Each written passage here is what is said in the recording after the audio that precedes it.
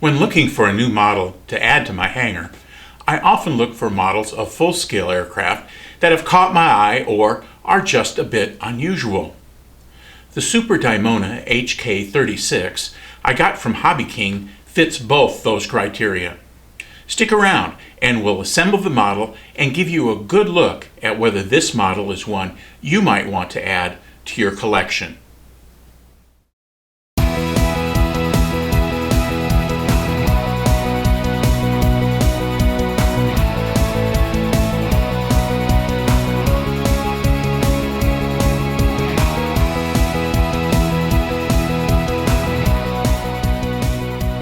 I first saw a Super Dimona flying at the airport at Innsbruck, Austria. That's not a surprise, as the Super Dimona is an Austrian airplane. The long, narrow wings and gentle glider-like maneuvers were beautiful to watch. When the Hobby King version went on sale recently, I had to have it. The full-scale Super Dimona is a two-place motor glider with side-by-side seating. It has a wingspan of 55 feet and a length of about 24 feet. The variant with the tricycle landing gear comes with a 115 horsepower Rotax 914 engine and has a cruise speed of 113 miles per hour and a never exceed speed of 171 miles per hour. One interesting factoid is the FAA required the airplane to remain primarily white since it's made of fiberglass. That explained why I didn't find any fancy paint jobs on the full-scale versions of this plane and why the model is fairly plain. Speaking of the model, it has a 95-inch wingspan and is about 42 inches long, which makes this about a 1/7 scale model. It's powered by a 3720 800 kV brushless motor with a 40 amp speed control. The specs call for a 4-cell 2200 LiPo battery. Since there are just a couple of servos on the model and no flaps or retractable landing gear, I plan to use the BEC from the ESC. Let's get this thing out of the box and put together. Now the model comes in a big foam tub. It was covered with just a plain piece of cardboard, and then of course the shipping carton was wrapped around it on top of that. The instructions are here, and we see that it's built by Taft Hobbies. I've got a couple of Taft Hobby models, and they're pretty good, so that's a good sign for this one. When you look inside, you can see that all the parts are wrapped in plastic. We've got the spar here that's taped down, and then there are a couple of cross pieces to this foam tub to make sure that everything stayed where it was supposed to during the shipping process. And it looks like things have come through that shipping process in really good shape. Let me get it out and on the table, and we'll take a closer look. Well, as you can see, I've got the model out on the table, and moving from my left to my right, there's just not a lot to it. There's a wing spar, some supplies here in a plastic bag, the spinner, the wing fasteners, propeller, the two wings over here. Then over on this side you can see the horizontal stabilizer and elevator that'll go on the T-top of the fuselage, which is right here, and then the landing gear. So there really isn't going to be very much to put together, and it all bolts together. Here's the canopy top, and there's plenty of room here underneath that canopy floor in the fuselage for the electronics that we'll be putting in. So I'm going to take a couple of minutes, take a look at the instructions, figure out which things I want to do first to minimize the damage, since this is such a large model and I don't want to be banging things around. So we'll give it a look and see how best to put the thing together. So I've looked at the instructions, and as is often the case, they talk about putting the wings together and mounting the wings first, which makes the model really big and susceptible to damage as you're working with some of the other parts. So in this case, I've decided that I'm going to work with the tail first. Now the rudder the elevator servo is mounted in the tail. The little servo connector is there, plus the servo connector coming from the front of the airplane. So it's just going to be a matter of matching the colors and then putting the wire gently back into the tail along with the connector so that we can screw, not glue, but screw the top on. Okay, so I've got the connector for the servo stuffed down in the vertical stabilizer, and now it's just going to be a matter of screwing in the screws at the top. Now there's a little bit of plastic along the top, so you've got a nice hard surface for that screw head to mount against, and it's just going to be a matter of snugging that in. You want to be careful with these so you don't get it too tight because you're screwing into plastic, and so you don't want to strip the screws, the receivers in there. And so we've got both of those on nice and tight, and that's all there is to the tail. Well, our next step is going to be the wings, and so this is going to be really pretty simple. The wing spar is from the kit. It's aluminum and it's bent with the appropriate dihedral for the airplane, and they just slide into channels there in the wings. Really pretty easy. Keep the bend the way you're going to need them, and then bring the wires for the servos up through the middle before you get them pushed together, so you'll be able to get them in through the bottom of the fuselage. And so that's really all that it's going to take to get those in there. It's just going to be a matter of twisting that spar to the right angle so that you can put them together. So that's all there is to that. Now, along this seam right here, if you're used to putting together foam warbirds, you're going to glue those together, not here. Because again, remember, we've got 8 feet of wings, and so you don't want to be the guy who builds the boat in the basement and can't get it out. In this case, you might not be able to get your wings into your car or whatever else you use to transport the airplane. So since we're not going to be flying it that aggressively, it is a glider after all, we're going to truss the straps on the bottom that you'll see here in just a minute when we mount the wings to the fuselage. So with the wings together here, I've used just a little painter's tape on the spar to keep it from sliding back and forth and to give it a little firmness there, because as I pick the wings up, it kind of rotates, and then of course the wings are at the wrong angle. So if you see that blue down here, that's what that is, just a little painter's tape. The airplane also is a 4-channel airplane, so it came with a Y connector that I've connected to the 2 aileron servos coming from the wings. Now if you wanted to use flaperons or spoilerons, as this is kind of a glider type airplane, you could just put extensions on this and run these to the appropriate channels on your radio. In this case, to start out, I'm going to fly it 4-channel, so I use the Y connector. There's a hole for that here in the bottom of the fuselage, and so that's where it's going to go.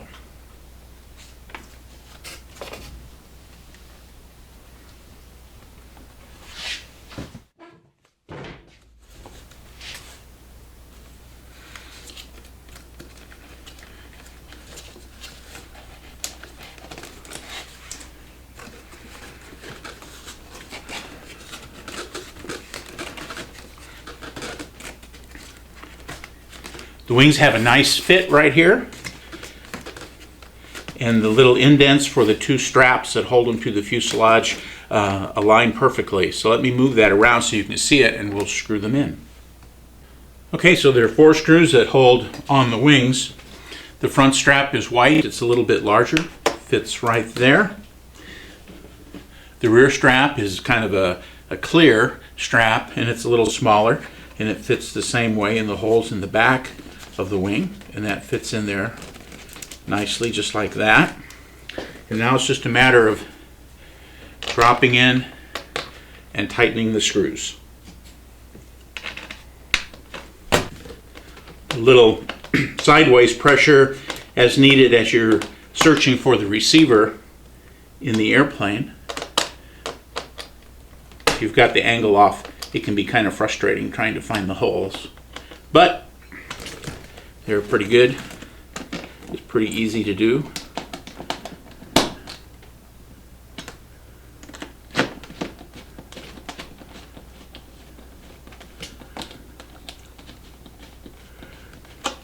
And there we go. We've got the wings all mounted, and now we're ready to put in the landing gear. Now the landing gear screws into a little plastic plate here along the bottom of the fuselage. And in this particular kit, for me, this was the one shortcoming, is that they didn't pack the landing gear screws. You know, they have them all measured out, and so I knew which screw was which, but these 12 millimeter long screws they didn't have packed in the kit, which was again kind of frustrating. However, since I built a lot of models and crashed a few of them, I had screws that were the right size, and so I'll just be mounting those here in the plastic receiver for the landing gear. Okay, so we've got the landing gear in there.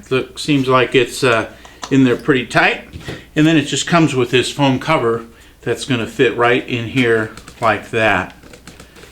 All right, so let me see if it fits better the other way. Yeah, that's the right way. The bevel is going the right way. And what I'll probably do is just put a little piece of tape to hold that on. That way I don't want to glue it into onto the landing gear. Then you have to pry it off to get to the screws if you need to take the landing gear off for some reason. Now, the last thing to point out on the bottom of the airplane here is you notice that where the landing gear went in, that recess was molded around the wings, and so the wings came in from the side. So if your car is small and you're not going to be able to fit it in one piece, which is a pretty good likelihood with an 8-foot wingspan, you can undo the screws that hold the wing on and then pull the wings out from underneath or from beside the landing gear, so that you could transport the fuselage in one piece and then pull the wings off and transport those together, so that you're not taking up, a whole dump truck full of space to fit this large model into. So that's pretty handy, although you will have to be careful screwing and unscrewing the wings so you don't strip those receivers. Now, after I got the landing gear on, I spent a little time with the electronics here in the area below the cockpit floor in the main fuselage. Now, you remember in the intro I said I was going to use the BEC from the ESC, and so I've got the ESC mounted right here in front. I put a couple little pieces of foam there to straddle the back side of the nose gear servo, with the wires coming in from the ESC from the motor right over there. And then I'm using the battery tray that is molded into the foam, and I've got a 2200 4-cell battery stuck in there. And then I mounted my receiver. This is an Orange brand receiver with a stability system involved in it. So I've got it mounted firmly against the wood right here, and then all of the various wires that came from the servos are all right here. The other thing you're going to notice is that there are a couple of springs here in the cockpit area, and those fit on the bottom of the fuselage or of the canopy. There's a little T-shaped piece of wood there that has little nibs or hooks on it that, when we're done, I'm going to connect the springs to that, which gives this a little bit extra security so that you don't end up losing your canopy. Even though this hatch has a pretty good spring latch on it, I'm thinking they put those there for a reason, and so at least to start with, I'm going to make use of them. So that's pretty much what I've got going inside right now. Your radio is likely to be different, so I'm not going to spend a lot of time around the details of programming. Again, I mentioned before that this is coming up from the wings with a Y connector, and if you want to use for example, channel 1 and 6, or if you've got an extra channel to program your radio for left and right ailerons, you can do that. That would allow you to use flaperons or spoilerons with the wings. But at this point, I'm going to fly it just 4-channel, and so that's what the inside's going to look like. With any models, one of the tools that I find are particularly helpful are the message threads. In this case, the message thread for this model on RC groups. And a number of the people who have purchased this model in the past have noted that the thrust line for the motor seemed a little off. And when they took the canopy or the cowling off, they discovered that at the factory, the spacer washers that should be on the top of the motor mount to cause the motor to tilt downward were in fact placed on the bottom of the motor mount, causing the motor to tilt upward. So not only is it a little bit upward just because of the firewall, it's upward even more because of the tilt from those washers. And so using a screwdriver, I just went into the motor mount, having removed the cowling itself. There's just 2 little screws to take the cowling off. Went in there, unscrewed the screws holding the motor mount to the plywood firewall, removed the washers, moved them from the bottom to the top, and then reattached the motor so that now I've got the thrust line that's going a little bit to the right and a little bit down, which is what we want with a low-wing airplane. Now, the first step in the instructions was to put the propeller on the airplane, but I really don't want to do that. Monkeying around with programming the radio and doing the binding process really makes that unsafe to do that with the propeller attached. So I'm almost done with the assembly now. As I've already mentioned to you, I've got the radio stuff all programmed, so now I can put on the propeller. Now, the airplane comes with a propeller that's kind of an APC style gray propeller. You need to remember that these things center by using one of the little sleeves that come mounted with the propeller. So find one that fits over the collet, a friction collet that also came with the kit. Now, in my case, I used a drill press and drilled one of them out so that I got a very exact fit on the diameter of this smooth end of the collet with the insert that I put. I also then put it on a propeller balancer and found that it balanced perfectly, so I was real happy with the way that turned out. The kit also comes in with the back plate for the spinner, and there are a couple of little metal washers, and one of those washers fits in here as a sleeve, much like the plastic one did with the propeller. And so in this case, we're just going to take the collet, put it on the motor shaft, push it on there pretty tight. Then we're going to take the sleeve, which is going to provide the pressure to close that tight against the motor shaft. Next step is the back plate of the spinner.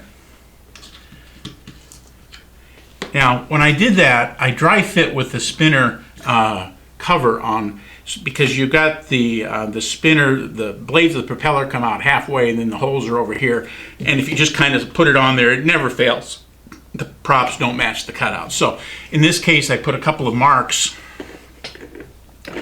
on the plate so that I can align the propeller, put the large washer on top to hold everything sandwiched in nice and tight,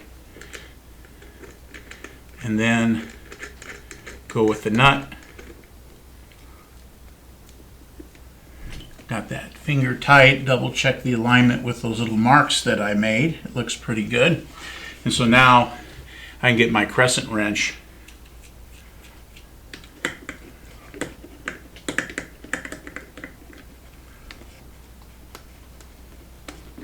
and tighten it down, making sure that the propeller doesn't move and lose its alignment for the spinner cover plate. It's looking good.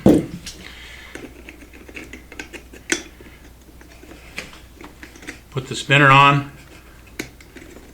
And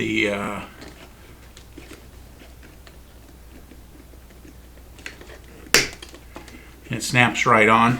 And so that's looking pretty good. Now, it's got a pretty good gap, as you can see right here, between the cowling and the propeller, and that's one of the complaints about the model. It is what it is. I'm not going to mess with it. So now I've just got these small screws that I'm going to lay in the channel and then use my screwdriver to attach the spinner cover to the spinner plate, and we'll have it all ready. Now that we've got everything together, and you remember I had the battery that I plan on using mounted in the battery tray, we need to check the center of gravity. Now, there's an old saying that goes with flying any airplanes, model airplanes in particular, that a nose-heavy airplane doesn't fly well. A tail-heavy airplane doesn't fly long. That means that if your airplane is tail-heavy, the chances of you getting into a stall and crashing are pretty high. And so the way to prevent that is to make sure that you've got the airplane balanced at its center of gravity. Now, the instructions for this airplane said that the airplane should balance at about 66 millimeters aft of the leading edge. So that would be right about here. And so one way to do that would be to put a little mark there and then use your fingertips to balance the airplane with the airplane inverted. You want the weight of the fuselage hanging below the pivot point, much like you might see an acrobat on a high wire act on a bicycle with someone sitting below them. By having the weight below them, it helps stabilize on the balance point. Now, what I like to do, since I have it, is to use a little CG machine like this one here. And so what I'm able to do is to take the balancing beams off of it. I can set the distance very precisely along this molded ruler here, tighten it down, and then place the airplane on these points. Now, these points are obviously bigger than a millimeter across, but the center point of the measurement is going to be the center point of that little rubber pad. So it allows you to get a very precise measurement for the CG, again, with the airplane inverted. So I'm going to take the airplane, flip it around, put it on the CG machine, and see how it balances. So as you can see, we've got the airplane balanced. As it turned out, it balanced at about 64 millimeters. That's a couple of millimeters forward than the 66 recommended, and it's a couple of millimeters back from what many other pilots are reporting as being a good CG at about 55 millimeters. So I figure since I'm in the range of 55 to 66, it's probably going to be good. As you can see, it sits level on the CG machine, and so I should be good to go, at least for that initial flight. After I get some time in the air with it, I can make some adjustments to make the nose heavier or lighter as it may require. And now for a couple of closing comments. The model came to me in good shape. The protection in the shipping tub, that foam tub that I showed you, was really good. There weren't any dents or nicks or dings in the foam, and all the foam pieces fit together very, very nicely. Something that I've come to expect from models from Taft Hobby.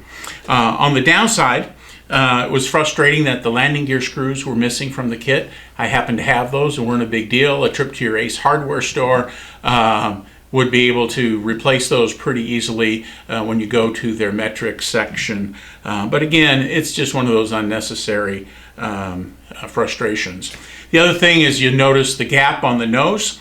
Not only was the thrust line a little off, as I mentioned, but the gap is kind of ugly. And so if you were going to work on that, you'd probably either need to shorten the motor shaft or move the firewall back. And both of those probably are more than what you're going to want to deal with for a relatively inexpensive model.